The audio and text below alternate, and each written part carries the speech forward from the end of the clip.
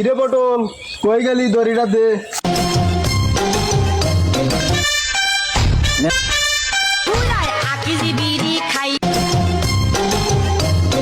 পটল, তোর নানি কেমন আছে রে?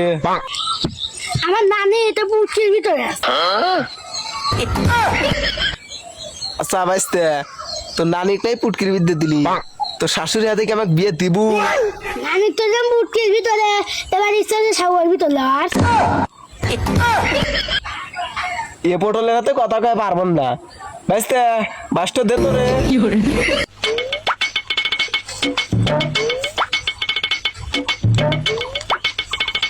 বাইস্তে বাস কও রে। কাকা বাসটা ঢোকে না। রে পটল, বাস কও রে। ও পুটকি দেখছে, আজ দিছে।